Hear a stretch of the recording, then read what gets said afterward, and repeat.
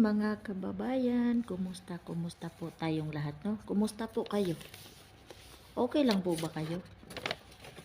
Ako hindi po ako okay. Antok na ako.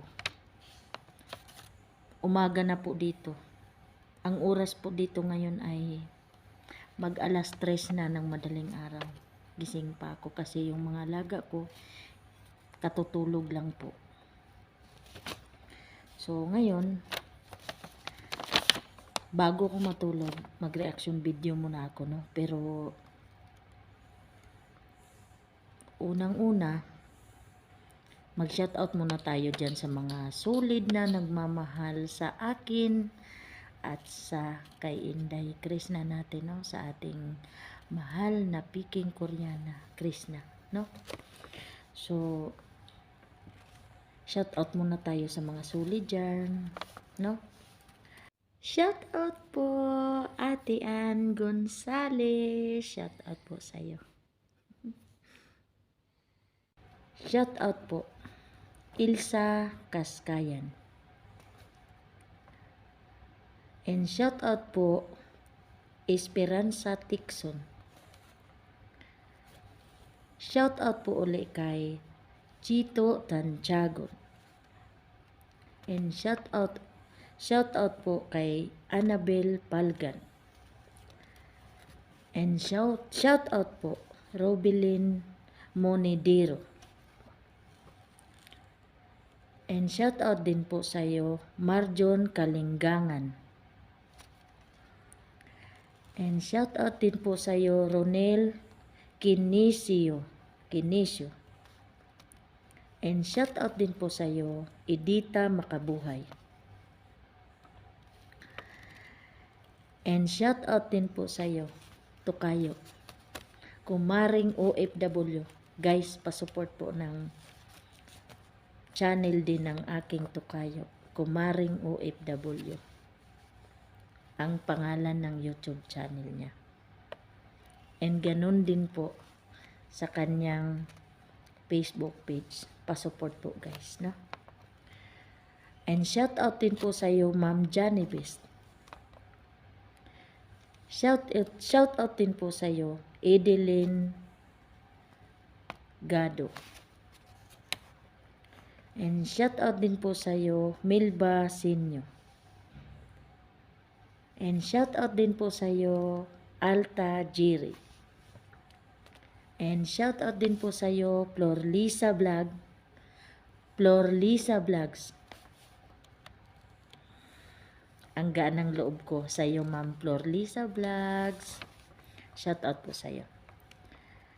Shoutout din po sa iyo, Hana Villanueva. And shoutout din po sa iyo, Sweet Bia Corpus. Shoutout po sa inyong lahat, no? Thank you so much po. Hindi po ako magsasawang magpasalamat po sa inyong lahat sa suporta nyo. Nakakataba ng puso. Yung comment nyo na maganda, no? Nakakataba po talaga ng puso, no? Ang maipapangako ko lang po talaga sa inyo ay siguro hanggat siguro nabubuhay ako, no? Hindi ako magsasawang ipagtanggol ang ating mahal na piking Koreana, Krishna, no? Ating napakagandang Krishna Mahusay, no? Napakabait, napaka-family oriented, no? Masipag, nasa kanya na lahat. Karapat dapat na mahalin siya, dapat ng karamihan, no? Sa edad niya na 21 years old, mabibilib ka sa kanya, no? Hahanga at hahanga ka sa kanya, sa kasipagan, sa kagandahan, no? Napaka naman talaga. Pero hindi talaga maiwasan, no? Hindi ko maintindihan kung ang mga basher na Inday Krishna. Hindi ko maintindihan kung saan nanggagaling yung mga galit nila, no? So, ito guys, magsha-shoutout din tayo ng mga gustong sumikat sa social media. Baka mga kulang sa pansin ba, no? Ito. Bashers to, no? Babasahin ko. Susana Duldulaw Disina. Hala, wag na po ipag-alukan kasi masaya na po si Raul sa buhay niya at may iba pong mahal yon. Sus ko.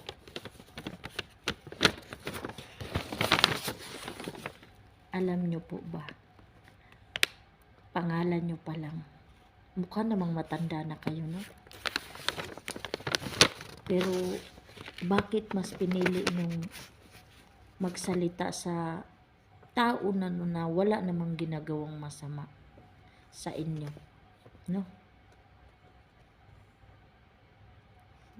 Bakit kayo ganyan magsalita kay Krishna Mahusay? Kilala nyo ba siya ng personal? May atraso ba siya sa inyo? Bakit kayo ganyan manghusga sa kanya? At talagang gumagawa pa kayo ng issue sa kanya.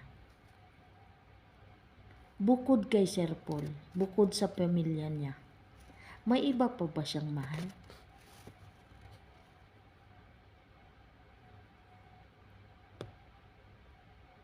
Kasi ang pagkakaalam ko, bukod sa pamilya niya, si Sir Paul lang naman ang mahal niya, wala namang iba. So, paano nyo na nasabi na may mahal siyang iba? No? Please. Matanda na kayo. Mukhang matanda naman na talaga kayo. Kunti na lang yung ilalagi nyo sa mundo. Piliin yung maging mabuti sa kapwa. Piliin yung maging mabuti kay Krishna Mahusay. Dahil si Krishna Mahusay walang ginawang masama sa inyo. No? Wala siyang atraso sa inyo. No? So ito. And shout out din po sa iyo, Marie Melendres. No? Ang comment mo dito ay, Krishna, manluloko ka. Bakit? Niloko ka ba niya? Ano bang atraso ni Krishna Mahusay sa iyo? At bakit mo nasabi na niloko ka niya? Or paano mo nasabi na manluloko siya? Sinong niloko niya? May niloko ba siyang tao? No? Wala naman, di ba? Bago ka sana magsalita ng ganyan. Patunayan mo. Huwag kang bintang ng bintang. No? Kasi halata namang bintang ka ng bintang dyan. Gawa ka lang ng gawa ng ibibintang sa tao. No? Gumagawa ka ng issue. Laki ng inggit mo kay Inday Krishna. Marie Melendres. Ang pangit mo siguro. Inggit ka lang sa kanya. Dahil siguro wala kang ganda. No? Wala ka talagang ganda. Kasi sa ugali mo pa lang, hindi na maganda. So, nasaan pa banda ang ganda mo niyan?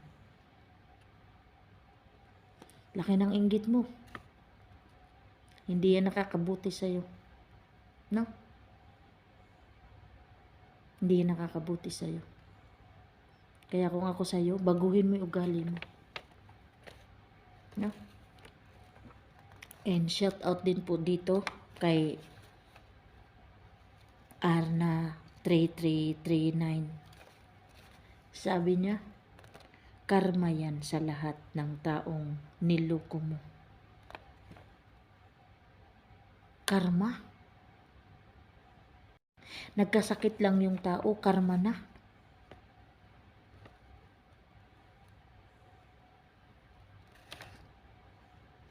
So, perfecto kang tao, hindi ka nagkakasakit. Kung hindi ka nagkakasakit, edi hindi ka nakakarma. Imposible naman yun kung hindi ka nagkasakit. Edi kung nagkasakit ka, edi karma mo rin yan. Ganun ba dapat? Na pag ang tao nagkasakit, karma. No? Grabe, no? Yan kung saan ang gagaling yung sinasabi nyo. Kapal ng mukha nyo. No? Alam mo, tiningnan ko yung profile mo. Matandang hukluban. Ang pangit mo. Matanda ka na sana. Matandang walang pinagkakatandaan. Bumalik sana sa'yo yung sinabi mo kay Inday Krishna. Yung karma na yan bumalik sana sa'yo. Para malaman mo kung ano yung sinasabi mo. Para maramdaman mo. No? Bumalik sana sa'yo. No? Karma yan. Magkasakit sa mga taong inargyado mo. May inargabyado ba siya? Wala naman, di ba? So, bakit nyo nasasabi yung mga ganyang bagay? Saan nyo hinugot yung kapal ng mukha nyong magsalita ng ganyan sa tao? Mga piste kayo. Alam nyo ba? Real talk to. Alam nyo ba kung bakit nagkasakit si Krishna Mahusay? Nang dahil sa inyong mga basher, mga paladesisyon sa buhay, mga pakialamero, mga walang magawa sa buhay, malaki ang inggit sa katawan, no? Naturingan kayong mga matatanda na. Pumatol kayo sa bata. Ano yan? Ha? Inggit. Ayaw niyong umangat yung tao, kaya pilit niyong dinadown. No? Sorry kayo. Dahil iilan lang naman kayong mga basher. Pilit niyong dinadown. Iilan lang kayo. Mas maraming nagmamahal kay Krishna Mahusay. And again, kung hindi niyo siya gusto, huwag niyo siyang panuorin. Hindi kayo kawalan sa kanyang channel. No? Hindi siya nanghihinayang sa magiging views niyo. Hindi niya kailangan yung mga taong, mga utak dilis, yung mga maliliit ang utak. Hindi niya kailangan yun. No? Huwag niyong ipagsiksikan yung mga sarili niyo sa taong hindi kayo kailangan. Mga peste kayo, mga ipis kayo. Wala kayong mga magawa sa buhay niyo. Ang sarap niyong pagmumurahin ng kaliwat kanan, sa totoo lang. Dahil alam niyo, kahit pagmumurahin ko kayo, deserve niyo talaga. Kasi bakit?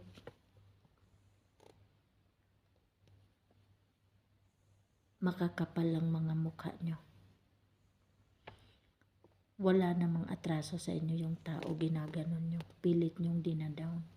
Pinagbibintangan kung ano-ano. No? Sinasabihan ng kung ano-ano. Hindi magandang salita. Mga kampon kayo ng mga demonyo. Magbago na kayo. No? Nakakagalit na kayo sobra. Nakakagalit kayo. Hindi na kayo nakakatuwa, sa totoo lang. Dahil sa inyo kaya nagkakasakit yung tao. Dahil sa inyo kaya nagkakasakit si Krishna Mahusay. No? Yung lahat ng mga sinasabi nyo na karma, sana'y bumalik sa inyo. O sa pamilya nyo. Sana'y doon tumama sa pamilya nyo. At sa inyo. No? Para maramdaman nyo kung ano yung mga sinasabi nyo. Bumalik sana sa inyo yung mga sinasabi nyo masama. No? So, yun lang guys ha. Sana hiling ko lang.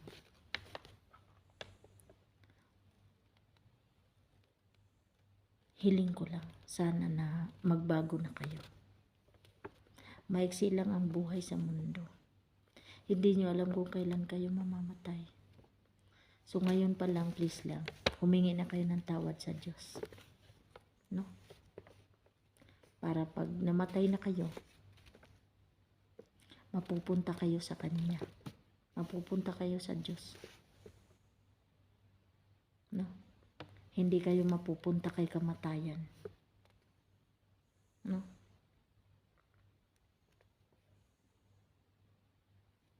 Yun lang. Salamat sa inyo guys. Bye bye.